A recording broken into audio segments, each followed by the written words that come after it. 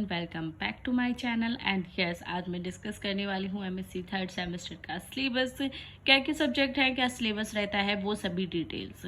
देखिए, second semester तक अब आपने जितनी मेहनत की उतना ठीक है, जितने आपके मार्क्स आए उतना भी ठीक है, बट अभी आपको बिल्कुल भी लापरवाही नहीं करनी, क्योंकि थर्ड सेमेस्टर ऐसा है जिसमें आप हाईएस्ट मार्क्स एमएससी के ला सकते हो। ठीक है, मेरी ओवरऑल 75% एमएससी में रही है, बट थर्ड सेमेस्टर में मेरी 89% थी। तो आप देख सकते हो कि एमएससी के थर्ड सेमेस्टर में कितने अच्छे से और इजीली आप अच्छे मार्क्स ला सकते हैं। आपको सिर्फ कंटिन्यूसली अच्छे नोट्स बनाने हैं और उनसे पढ़ के जाना है। मैं बहुत ज़्यादा टाइम आपका नहीं लेती, डेली सिर्फ 1 घंटे की क्लास होती है।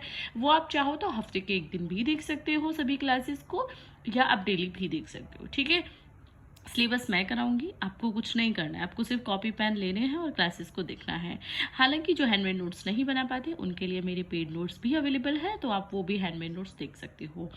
बट पढ़ना आपको है, समझना आपको है। डेली क्लासेस में शेयर करूंगी और इंपॉर्टेंट मैं कराती हूँ। अभी तो सिलेबस पूरा कराऊंगी कि सिलेबस में क्या क्या है ये आपको दिखाने वाली हूँ, बट जब क्लासेस लेती हूँ पेपर के अकॉर्डिंग, तो वो लास्ट ईयर क्या आया है, क्या नहीं आया, कैसे क्वेश्चन आने के चांसेस है, वही कराती हूँ। ठीक है, यानी कि एक्स्ट्रा कुछ भी नहीं होता।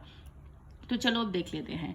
फोटो केमिस्ट्री आपका फर्स्ट सेमेस्टर का है, ये कंपलसरी होता है, यानी कि आप चाहे बायो इनऑर्गेनिक से कर रहे हो, बायो ऑर्गेनिक से कर रहे हो, बायो फिजिकल से आपकी स्पेशलाइजेशन है, फोटो केमिस्ट्री आपको करना ही करना है। ठीक है, तो फर्स्ट सब्जेक्ट हो गया आपका फोटो केमिस्ट्री। इसमें बेसिक ऑफ फोटो केमिस्ट्री आपको करनी होती है, देन फोटोकेमिकल रिएक्शंस आपको करनी होती है। देन इसकी 4th यूनिट है determination of reaction mechanism. 5th unit है photochemistry of alkene, photochemistry of carbonyl compound, photochemistry of aromatic compound and miscellaneous photochemistry reaction. अब आप सोचोगे मैम आपने इस यूनिट पे कट क्यों लगा रखा है? इसलिए लगा रखा है क्योंकि इस यूनिट से कभी भी पेपर में क्वेश्चन आए ही नहीं, और नहीं आए तो मैं आपको ये यूनिट नहीं कराऊंगी। इसमें से सिर्फ 1 से 2 क्वेश्चन मैं कराती हूँ, जैसे कि गैस फोटोलाइसिस हो गया, फोटो डिसोसिएशन हो गया। ठीक है, अदर कुछ भी नहीं कराती क्योंकि नहीं आते। ठीक है, तो मैं इंपॉर्टेंट देख के ही आपको कराऊंगी। थर्ड पेपर आ जाता है स्पेक्ट्रोस्कोपी। अब इंपॉर्टेंट तो देखिए, मैं तो कराऊंगी, आप कितना देखते हो वो आप पे डिपेंड करता है। हालांकि इंस्टाग्राम पे आप मुझे कांटेक्ट कर सकते हो, तो जैसे ही जिस सब्जेक्ट की क्लास अवेलेबल होगी वो आप तक शेयर हो जाएगी। सेकेंड सब्जेक्ट आपका स्पेक्ट्रोस्कोपी है। स्पेक्ट्रोस्कोपी आपने कुछ बच्चों ने सेकेंड सेमेस्टर में भी किया होगा, तो वो सेकेंड सेमेस्टर ही थोड़ा सा बढ़ा करके, थोड़ा सा चेंज करके वही है। ठीक है, थर्ड सेमेस्टर की और स्पेक्ट्रोस्कोपी और सेकेंड सेमेस्टर की स्पेक्ट्रोस्कोपी सेम ही है। ठीक है, ज़्यादा फर्क नहीं है। तो अगर आपने इसके नोट्स बना रखे हो तो आपको नोट्स बनाने की जरूरत नहीं है, सिर्फ क्लासेस देख लीजिएगा। तो यूवी स्पेक्ट्रोस्कोपी है, आईआर स्पेक्ट्रोस्कोपी है, ऑप्टिकल रोटेटरी है, न्यूक्लियर मैग्नेटिक रेजोनेंस स्पेक्ट्रोस्कोपी है। ठीक है, नोट्स तो आपको एज इट इज सभी के मिलते रहेंगे। Transmit resonance spectroscopy and Mossbauer spectroscopy. Spectroscopy में सभी से क्वेश्चन आते हैं, मैं ऐसा कोई टॉपिक नहीं बोलूंगी कि इससे क्वेश्चन नहीं आते, इसमें हर यूनिट से क्वेश्चन आते हैं। थर्ड सब्जेक्ट आ जाता है एनालिटिकल केमिस्ट्री। बहुत इजी सब्जेक्ट है, और अगर आपको समझ नहीं आया तो बहुत टफ भी है।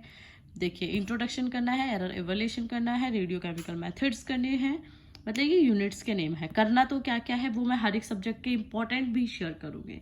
क्लास लेने से पहले इंपॉर्टेंट शेयर करूंगी, फिर उन सभी इंपॉर्टेंट पे आपको 1 बाय 1 क्लास दी जाएगी। फिर आपके टेस्ट भी होंगे, आपकी क्विज भी होगी। जिसे पढ़ना है वो पढ़े, जिसे नहीं पढ़ना वो मत ना पढ़ना। क्योंकि जब एमएससी में आपने इतनी मेहनत की है, इतने स्ट्रगल किए, इतने पैसे दिए हैं, तो जिसमें आपकी लाइफ बन सकती है। आपके 12th में कम मार्क्स है, 10th में कम है, बीएससी में कम है, कोई मैटर नहीं करता अगर एमएससी में बहुत अच्छे मार्क्स ले आए तो। और एमएससी में जो मेहनत करोगे वो लाइफ टाइम के लिए अच्छी रहेगी, क्योंकि आगे भी किस भी फ्यूचर में जाओगे एमएससी का सिलेबस हर जगह आता है। तो इसलिए प्लीज थोड़ी सी मेहनत कर लेना। ठीक है, तो ये एनालिटिकल का है। Chromatography techniques. एनालिटिकल केमिस्ट्री की लैंग्वेज बहुत ज़्यादा टफ है इन सभी सब्जेक्ट के अकॉर्डिंग, बट अगर आपको एक बार समझ आ गई, प्लस आपको इजी नोट्स मिल गए, तो आपके लिए बहुत इजी रहेगा। और इजी नोट्स आपको मेरे से अच्छे तो कहीं भी नहीं मिलेंगे। लिख के देती हूँ, क्रोमेटोग्राफी आधा पेपर जो आपका एनालिटिकल केमिस्ट्री का है वो क्रोमेटोग्राफी आती है उस पेपर में।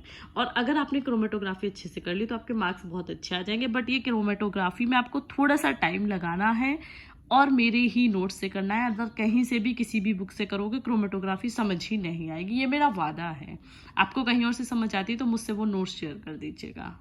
वो इसलिए बोल रही हूँ कि जब मेहनत करनी है तो अच्छे से कीजिए, चीज़ों पे फोकस करके कीजिए। ठीक है, तो मैं करा रही हूँ तो वहीं से कीजिए, क्योंकि आपके लिए वो इजी रहेगा। ठीक है, देन वोल्टामीट्री है, तो ये आपका एनालिटिकल का भी सब्जेक्ट हो गया। थर्ड सब्जेक्ट आपके कॉमन होते हैं। अब आ जाता है जो फोर्थ सब्जेक्ट होता है ना, वो डिपेंड करता है कि आपकी स्पेशलाइजेशन किससे है। अगर आपकी स्पेशलाइजेशन है बायो इनऑर्गेनिक से तो आपको ये सब्जेक्ट सिलेबस करना है। आपकी स्पेशलाइजेशन बायो ऑर्गेनिक से है तो आपको ये सब्जेक्ट करना है। मेरी स्पेशलाइजेशन बायो ऑर्गेनिक से थी तो मैं बायो ऑर्गेनिक ही आपको कराती हूँ, तो इसमें ये आपको सिलेबस बायो ऑर्गेनिक का है, ठीक है। तो ये बायो ऑर्गेनिक का सिलेबस है। अब अगर आपकी स्पेशलाइजेशन बायोफिजिकल से, यानी कि फिजिकल से आपकी स्पेशलाइजेशन है, तो ये बायोफिजिकल का आपका सब्जेक्ट है। अब आपको थोड़ा सा डाउट हो रहा होगा तो मैं नेक्स्ट वीक में आपको इजीली रिटर्न में समझा देती हूँ, ठीक है, कि ये कैसे है। देखिए एमएससी थर्ड सेमेस्टर है, स्पेशलाइजेशन ऑर्गेनिक से है तो आपको उसके अकॉर्डिंग एक सब्जेक्ट मिलता है थर्ड सेमेस्टर में। इनऑर्गेनिक से है तो आपको वो इनऑर्गेनिक में करना है, ठीक है। और फिजिकल से है तो आपको वो फिजिकल से करना है। सिर्फ अभी थर्ड सेमेस्टर में आपको एक सब्जेक्ट ही इसके अकॉर्डिंग मिलेगा, जो कि आपका कौन सा पेपर होगा, फोर्थ पेपर होगा, ठीक है।